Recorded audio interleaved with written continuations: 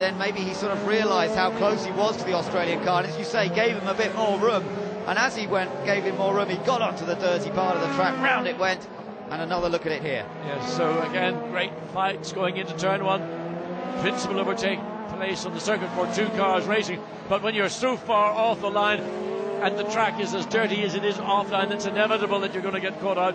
And a little bit of inexperience, but it shows huge promise. Nicholas Ross certainly has got a lot of his father's ability and skill. Well, they thought that was the replay. They thought he'd done it, and then, he's facing the wrong way. The safety car currently on standby. That car, they may want to pull that car to safety because it's on a vulnerable place on the outside of the exit of turn two. Yeah, it's not just on standby; it's actually being deployed. So the safety car it's got the lights on. Will be coming on track any moment. I'm just watching some of them go past our commentary position. The yellow flag being displayed now from the start-finish line. That's going to set things up for a fighting finish. But look how close the leaders were anyway. Ireland were that a little bit closer last time around, and now they've all backed it off because they know the safety car's on circuit. Yeah, it was back to just over half a second before the safety car was deployed and the yellow flags were waved around the racetrack.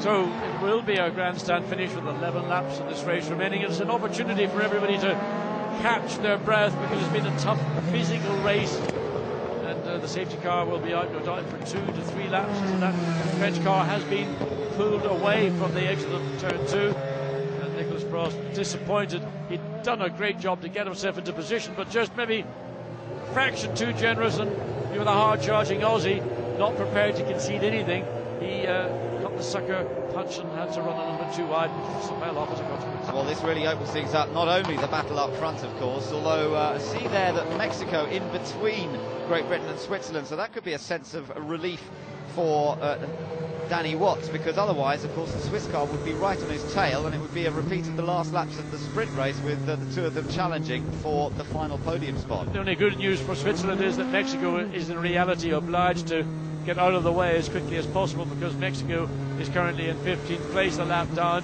So David Garza, I'm sure, will be aware that with Switzerland all over the rear of the car, when this race goes active once again, he will put over and let Switzerland get through as quickly as soon as possible. Let's just quickly update you, because of course France, having dropped out of the running here now, moves a couple of cars up, and that was from behind Australia. So Monaco now running in 7th place. USA, Marco Andretti, is now in 8th position.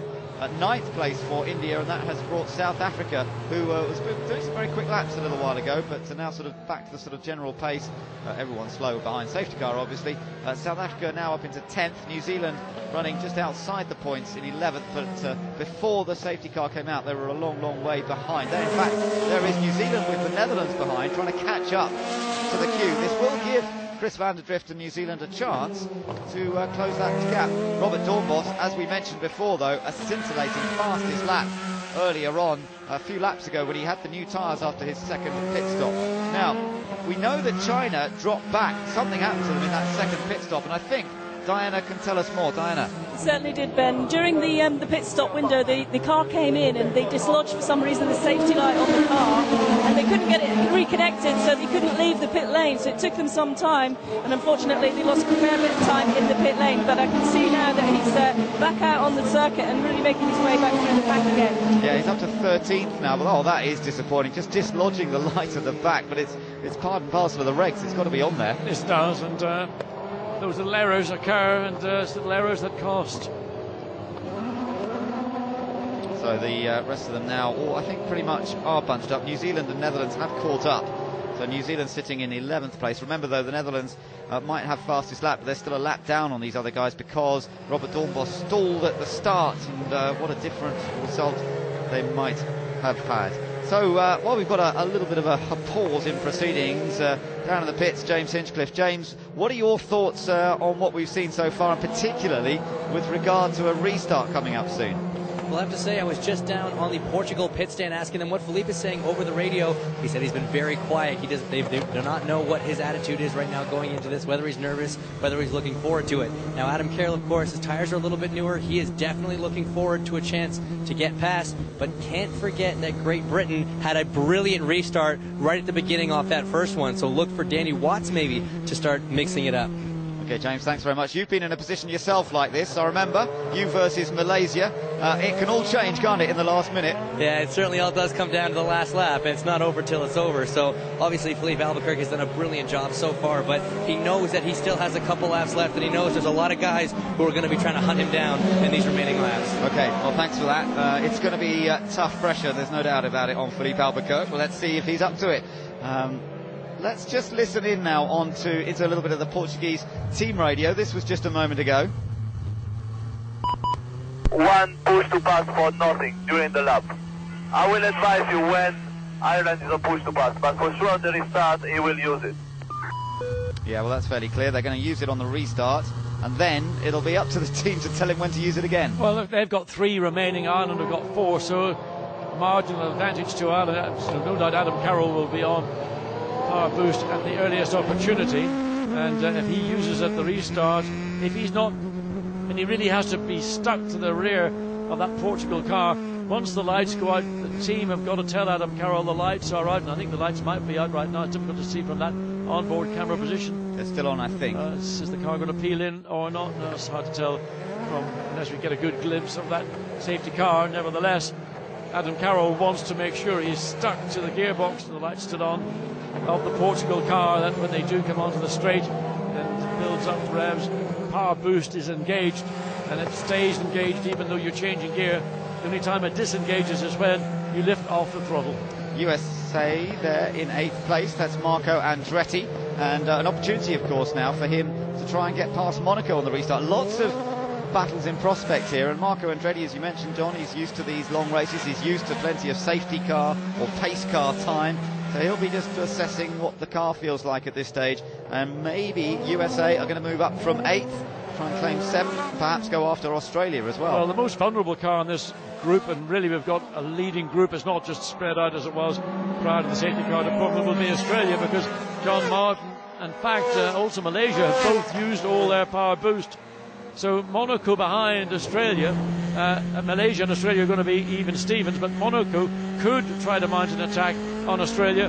He might get a mighty old slipstream off those 2 cars who have no power boost remaining. And it does look, I don't know whether John Martin Australia has any kind of problem, but he does seem a little slow onto the straight. It's not only the power boost, it seems to me, the other guys have been able to use. He just seems to lack a bit of pace onto the main straight, which is the big overtaking opportunity. So you're right, Monaco may really be able to sort of mount an attack and attack the weakness of what seems to be the Australian car at the moment coming onto the main straight. Yeah, we've got 8 laps to go, and Monaco have got 5 more shots of power boost, so they're well positioned, not just maybe at the restart, but the closing laps of this race to really put a challenge onto Australia and equally onto Malaysia. So we've got to wait and see. Still, the lights are still on, I think, on the safety car, so we're not quite ready for the restart. This is pretty nerve-wracking for the Portuguese, and Luis there wondering whether they're going to be able to hold on for a victory. That would be some special moment if they could do it. Luis Vicente and the team, this new engineering setup this year for Team Portugal, Burst Services, as I mentioned earlier, they're now a sister team to Team Switzerland, so they're making the most of that experience and that knowledge. But there's Katie Clements waiting to see what Great Britain can deliver. I know her main aim, of course they'd love to have won this race, but her main aim today, even after the sprint race, was we want 2 podiums out of today, and they're still in with a prospect of getting that. Yes, they are. Great Britain again, like Ireland, have got 4 shots of power boost, and every lap that goes by behind the safety car, we've got 8 laps to go. That'll be 7 very shortly. So cars go cross start finish line, 7 laps of this race remaining. It's going to be that or 69 minutes plus a lap, and then this race we suspect will finish with under that 69-minute barrier. Yeah, may well do. 8 minutes to go. Just watching the clock as well as the laps to go. So it is 8 minutes. It's going to be marginal whether it's in fact 7 laps. Yep. So I don't think they'll get the full 7 in the 8 minutes. So, well, people enjoying the show here and finding all these different vantage points to observe, and it should be a pretty exciting climax too, with all the cars bunched up by this late race safety car. Let's just quickly remind you that Ireland started on up the front. It was Great Britain on pole position at the start of this race. Got away extremely well, led in the early stages, did Danny Watts, but then at the first round of pit stops there was a little bit of changing around. It was Portugal that took advantage after a superb stop. Ireland were able to claim second place, and Great Britain dropped down to third position. Australia also had a very, very good early stop that moved them up the order. But the second round of pit stops, basically Ireland